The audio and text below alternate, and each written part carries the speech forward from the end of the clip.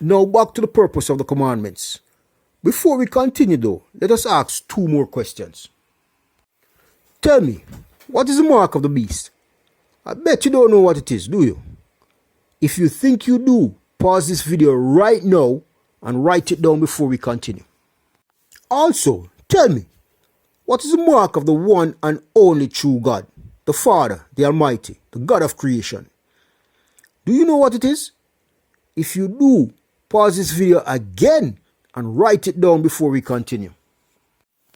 Let us now continue.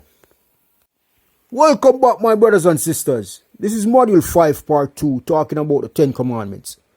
Let us continue from where we left off in Module 5 Part 1. So what are the conditions of this agreement, the covenant, the 10 Commandments between Yahweh and Israel's seeds? Well, we will examine each of the 10 Commandments later in this presentation. However, let us now highlight some other very key points in order to answer the outstanding questions of the first category of reason. How does loving the Father with all your might protect you from idolatry? And why is it important to be protected from idolatry? Starting with Deuteronomy 7 verse 6 to 9. We are specially loved by Yahweh above other people. We see this in verse 6. Also, Israelites were special because of the agreements of our forefathers. We see this in verse 8. And non-Israelites will also receive this extra love if they show him, Yahweh. If they show Yahweh love, respect, and loyalty. We see this in Deuteronomy 7 verse 9 and also in Acts 10 verse 28. Furthermore, Deuteronomy 6 verse 2 shows that the covenant with the children of Israel, the 10 Commandments, extends to Israel's sons and his sons' sons, meaning all of Israel's seeds and generations going forward. Now, here's where it gets more interesting. In Deuteronomy 6 verse 6 to 9, we see that the 10 Commandments should be in our hearts. We see this in verse 6. It should be taught to our children. We see this in verse 7. It should be on our doorposts and our gates. We see this in verse 9. And it should be bound as a sign on our hands and between our eyes. We see this in verse 8. You see, brothers and sisters, by keeping all of the commandments, we will be living up to the covenant. We see this in Deuteronomy 6 verse 17. And we will be considered righteous before the Creator as per verse 25. Importantly also, we will be considered as having the mark of the Almighty on our hands and between our eyes. This is found in Deuteronomy 6 verse 8. Now this, brothers and sisters, is the ultimate purpose of the commandments. Tell me, did you answer this question correctly? Brothers and sisters, don't you see that this is the mark of our Father?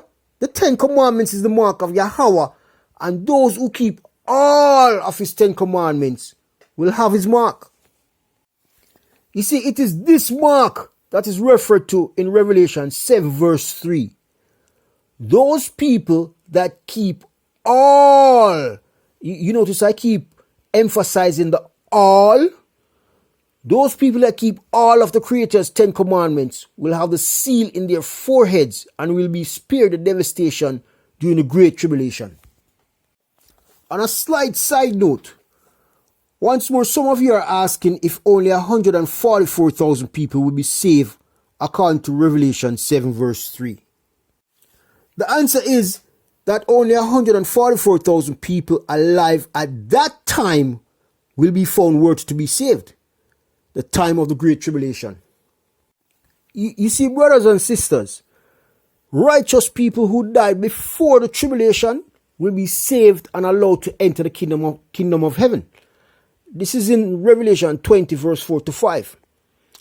It's just that at the time of the tribulation, only 144,000 people alive will be found worthy.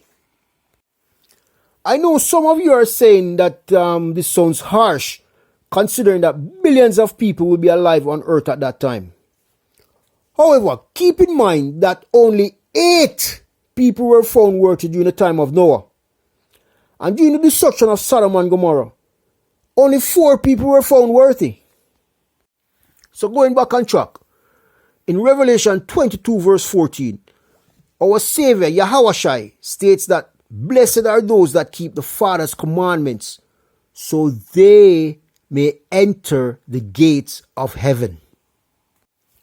Yes, brothers and sisters, the 10 commandments are the mark of the Father, and those who keep all, not 9, not 8, not 7, those who keep all of his 10 commandments will receive his mark. So remember when I asked at the beginning of the presentation if you know what was the mark of the Father and asked you to write it down? Did you really know that the 10 commandments was the Creator's mark? Well, it should come as no surprise then that the mark of the devil, the mark of the beast, is those who worship the beast. Yes, this is the opposite of the Father's covenant, the opposite of the 10 commandments. You see, brothers and sisters, an analysis of Revelation 13 shows that the mark of the beast is different from the name of the beast and is different from the number of his name. Just look in Revelation 13 verse 17. Follow the analysis carefully, brothers and sisters. Revelation 13 speaks of 2 beasts. The first beast mentioned in Revelation 13 verse 1 to 3 refers to the dragon. This is the name of the beast. This is the devil. This is Satan. Look in Revelation 12 verse 9 for the name. Now, the second beast is mentioned in Revelation 13 verse 11. Note it says the second beast had 2 horns like a lamb, but he spoke as a dragon. This is saying that Satan, the dragon, is using an earthly man to mimic or copy our Savior, Yahushua, who is the true Lamb. Notice in verse 12 and also in verse 4, it says that the second beast, the man, who is the second beast got power from the first beast, who is Satan. Now, Satan was wounded. Now, remember, in Revelation 20 verse 2 to 3, Satan was the beast that was wounded and thrown into the bottomless pit for 1,000 years. And it was Satan who came out of the bottomless pit and killed the 2 witnesses, as per Revelation 11 verse 7. Now, as stated, Revelation 13 verse 18 shows that the second beast is an earthly man. It's a man just like you and I. And the number 666 is his identification. Hence, the second beast is a man who has the identification 666. For he comes in the name of the first beast, the dragon, who is Satan. He comes in the name of Satan. And he spoke and did evil in the name of the dragon, who is Satan. Just look in Revelation 13 verse 4 and verse 11 to 14. So do you need further analysis to show that the second beast is an earthly man that can die just like any other man? Well, we know that the devil cannot give life. And if the devil cannot give life, then the devil must be using someone who was born from an earthly woman to do his evil deeds. A devil worshipper, which some of you call the Antichrist. You see, brothers and sisters, the devil always copies whatever the Father does.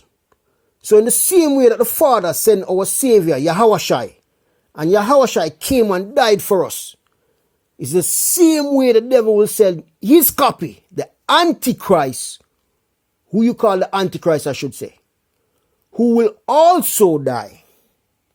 You see, brothers and sisters, do not be deceived. There are many devil worshippers who are alive today and are willing to do the devil's bidding. However, brothers and sisters, this false prophet, this false prophet that some of you call the Antichrist, this false prophet, along with all of the other earthly people who are his followers and who he deceives, the false prophet, along with the devil and the demons who are the fallen angels, they will be thrown in the lake of fire. Just look in Revelation 20, verse 10 to 15. But remember, while Satan and the demons cannot die, everyone else thrown in the lake of fire will die, including the false prophet, the Antichrist. So, what is the purpose of the second beast? The false prophet, the Antichrist, according to some of you. The false prophet whose identifier is 666. What is his purpose?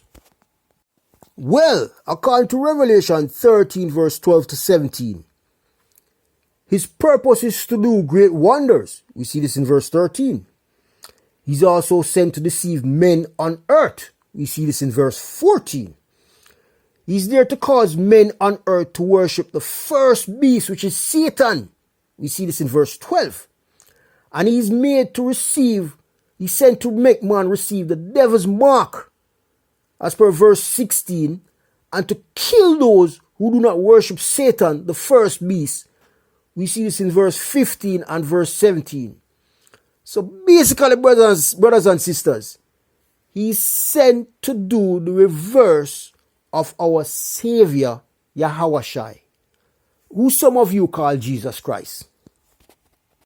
In a nutshell, the second beast will be there to get men to worship the first beast, which is the devil, which is Satan.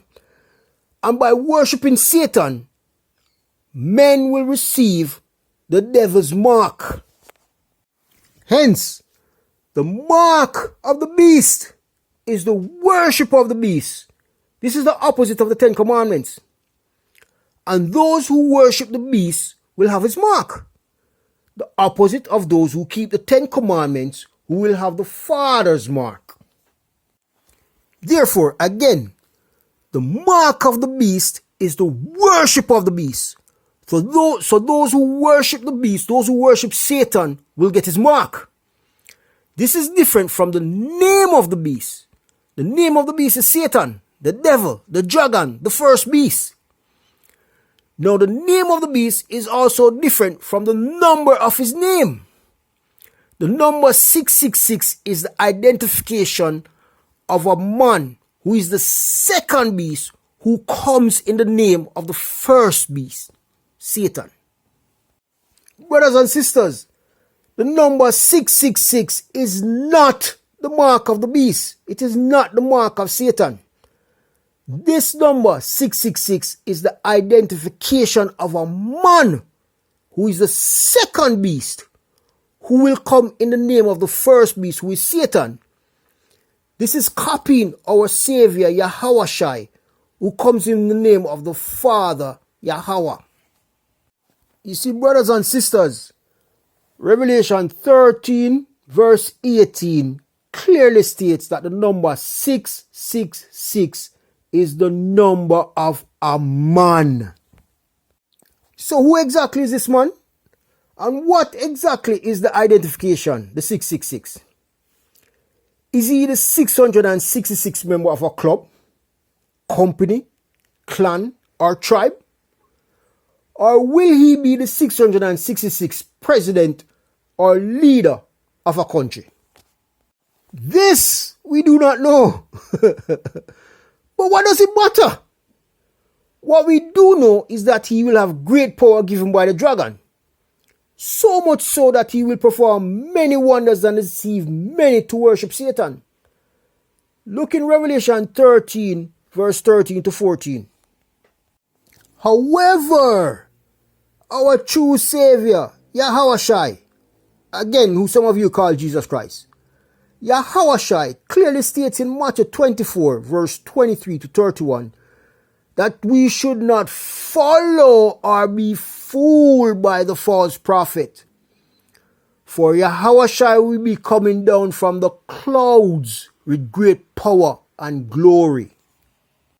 Hence, we should be looking up in the heaven, the clouds, the third heaven, for the return of our Savior. Not looking at some man on earth doing miracles. So stop looking at these idiot pastors as if they're greater than man. They're not. They're not even the false prophet. They're not even the Antichrist. The false prophet will have so much power that he will perform miracles when he's on earth. And that's why many will be deceived. But remember, our Savior, our true Savior, Yahushua, will be coming down from the clouds. Stop looking on the earth. Look up. He's coming down from the clouds. So tell me, at the beginning of the presentation, when we asked if you know the mark of the beast, did you really know that the mark of the beast is the worshipping of the beast? Those who worship Satan will receive his mark. This is the opposite of the 10 Commandments. Did you really know that?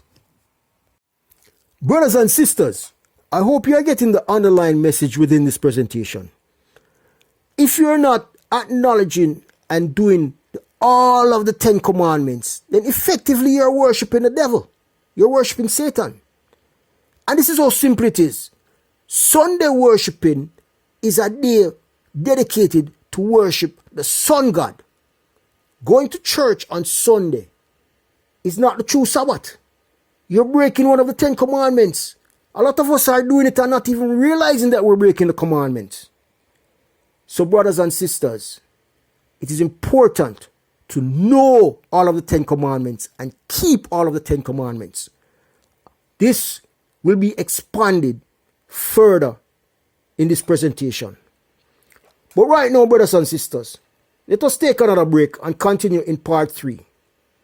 Please subscribe and join me in module 5, part 3.